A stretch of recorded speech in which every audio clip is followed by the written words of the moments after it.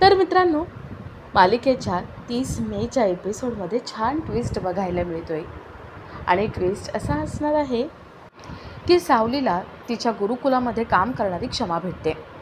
क्षमासाठी सारंगने gift पाठवलेलं असतं. क्षमा सावलीला म्हणते, बघताय ना मॅडम, अहो सारंग सर आणि त्यांची बायको खूप चांगले आहेत. त्या दोघांमुळेच आमची भांडणं मिटली. अहो आमची रोजचीच भांडणं होती, पण ती एवढी टोकाला गेली होती की त्यामुळे आम्ही डिवोर्स घेणार होतो. पण सारंग सर आणि त्यांची बायको, त्या दोघांच्या चांगुलपणामुळे आणि त्यांच्यामुळेच आमची भांडणं मिटली.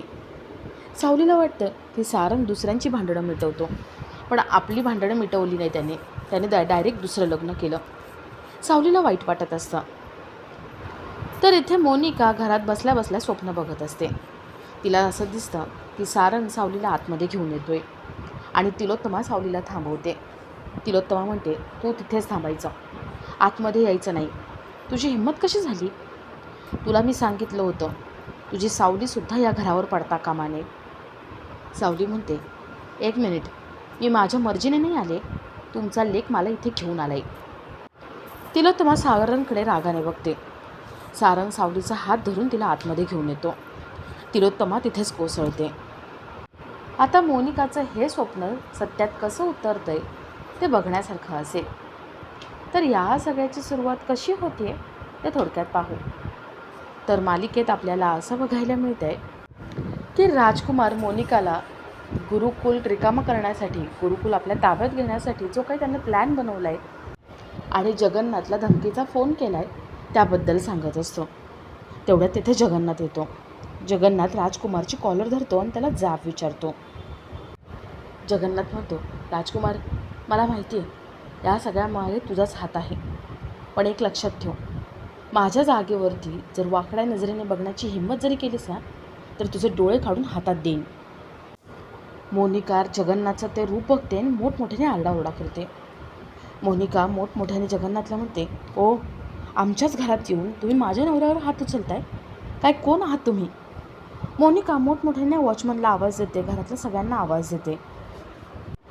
जगन्नाथ राजकुमारलाच मारून टाकण्याची धमकी देतो आणि तिथून निघून जातो. मोनिका खूप घाबरलेली असते.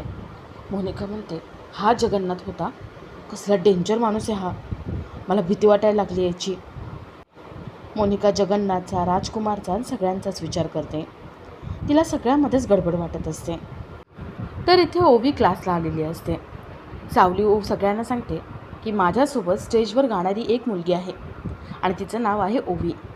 ओवीला खूप आनंद होतो आणि ओवी लगेच तयारीला लागते. तर इथे राजकुमार मोनिका घरात असतात आणि तिलोत्तमाच्या येण्याची वेळ होते. राजकुमार मोनिकाला म्हणतो, मोनिका, काहीही झालं ना तरी आईला इथे काय झाले ते कळता कामा नये. मोनिका ठीक आहे म्हणते, पण तिला माहिती असतं की आता आपण काय करायचे. गुरुकुल ताब्यात यावं आणि तिलोत्तमा जे काही लपवते ते सगळं समोर यावं म्हणून काय करायचं. मोनिका भांडणासाठी आणि तिलोत्तमाचं सिक्रेट जाणून घेण्यासाठी उत्सुक असते. तेवढ्यात तिथे तिलोत्तमा येते. तिलोत्तमा राजकुमारला म्हणते, राजकुमार, अरे काय चाललं काय हे सगळं? मला समजलं आहे इथे कोणीतरी आलं होतं, काय झालं काय? मोनिका म्हणते, आई, तो जगन्नाथ, तो आला होता इथे. तो जगन्नाथ फार वेडा आहे, यांचा गळा धरला होता, यांना मारून टाकायला निघाला होता. राजकुमार मोनिकाला शांत बसायला सांगतो, पण मोनिका काही ऐकत नाही. तिलोत्तमा म्हणते, राजकुमार, अरे मोनिका काय बोलते? तो जगन्नाथ इथे आला होता आणि तुझा गळा दाबला? मोनिका म्हणते, हो आई, तो खूप डेंजर माणूस आहे. आज गळा दाबला, उद्या तो मारून टाकू शकतो यांना. मला खूप भीती वाटते हो. तिलोत्तमा राजकुमारला विचारते, राजकुमार, खरं खरं सांग, तू काय केलं होतंस? त्यांनी तुझा गळा का दाबला? खरं बोल. मला माहिती आहे तू काहीतरी केलं असेल, त्यामुळे तो जगन्नाथ इथे आला असेल. राजकुमार म्हणतो, नाही, मी काही केलेलं नाही आहे. आणि आई, एक साधी किरकोळ गोष्ट आहे. तिलोत्तमा म्हणते, किरकोळ गोष्ट? तो जगन्नाथ घरी आला होता, त्याने तुझा गळा दाबला आणि ही किरकोळ गोष्ट वाटते तुला? राजकुमार, खरं खरं सांग, तू काय केलेस? तो जगन्नाथ इथे असा येणारच नाही, तू नक्कीच काहीतरी केलं आहे. बोल लवकर, काय केलं आहेस तू? तू खोड काढली आहेस का त्याची?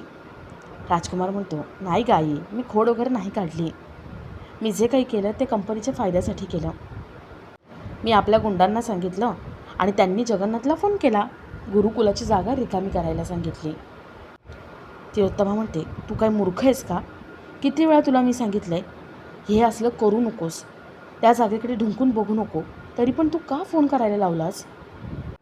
त्या जागेकडे अजिबात बघायचं नाही, आणि जर तुला माझं ऐकायचं नसेल ना तर मग मी तुझ्याशी बोलणार नाही. आणि जर तू पुन्हा फोन केलास तर पुन्हा तू ऑफिसला कधीच जाऊ शकणार नाही, घरात बसून राहायचे. मोनिका म्हणते, आई अहो त्यांना फक्त मदत करायची होती तुमची, बाकी त्यांचा हेतू काहीही नव्हता. राजकुमार म्हणतो, आई यापुढे मी त्या जागेकडे ढुंकूनसुद्धा बघणार नाही.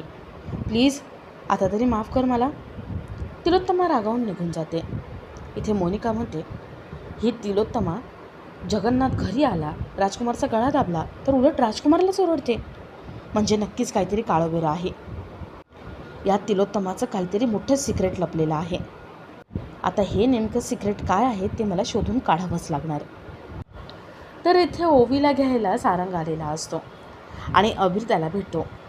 अबीर गाण्याचा मोठा कार्यक्रम होणार आहे आणि ओवी सावली एका स्टेजवर सोबत गाणार आहेत, ही न्यूज सारंगला देतो.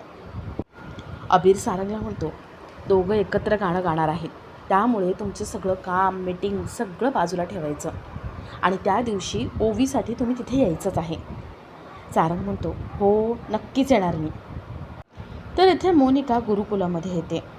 तिला गुरुकुलाच्या आतमध्ये काय काय चालू आहे ते बघायचं असतं, पण गुरुकुलामधली बाई तिला आतमध्ये पाठवत नाही.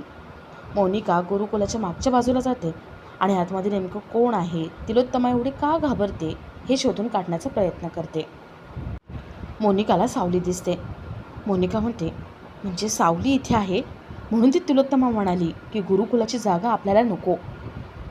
मोनिका थोडा अजून विचार करते आणि म्हणते, तरी मला बेळगावला फोटो दिसला होता, मी तरी राजकुमारला सांगत होते की ती सावली जिवंत आहे, पण त्याने माझं काहीच ऐकलं नाही. त्या राजकुमारने माझ्यावर विश्वासच ठेवला नव्हता. म्हणजे ती म्हातारी तिलोत्तमा इथे आली होती तेव्हा तिने सावलीला पाहिलं असेल आणि म्हणून तिने सांगितले गुरुकुलाचा नाद सोडून दे, यासाठी सांगितलं असेल. मोनिकाला वाटतं की आपण ही बातमी राजकुमारला सांगावी आणि त्याला सांगावं की सावली जिवंत आहे, तू माझं ऐकलं नव्हतंस ना, आता बघ सावली माझ्या समोर उभी आहे. मोनिका राजकुमारला फोन करणार असते पण ती थांबते. मोनिका म्हणते, नको नको, आत्ता त्याला काहीच सांगायला नको. मी जर त्या राजकुमारला सांगितलं की सावली जिवंत आहे तर तो सावलीचं काहीतरी करायला बाहेर पडेल आणि हे आत्ता बरोबर नाही आहे आपल्यासाठी. काहीही झालं तरी मला सावली जिवंत हवी आहे. सावली माझी अशी एकमेव प्यादी असेल ना की जी तिलोत्तमाला कधीही केव्हाही कुठेही एका झटक्यात मात देऊ शकेल आणि त्या तिलोत्तमाला उद्ध्वस्त करण्याची ताकद फक्त या सावलीमध्ये आहे. आणि आता काहीही झालं तरी सावलीला मला पुन्हा एकदा मेहेंदळेंच्या घरात घेऊन जायचे. मोनिका सावलीशी मैत्री वाढवणार असते आणि आपला आजचा हा भाग इथेच संपतो.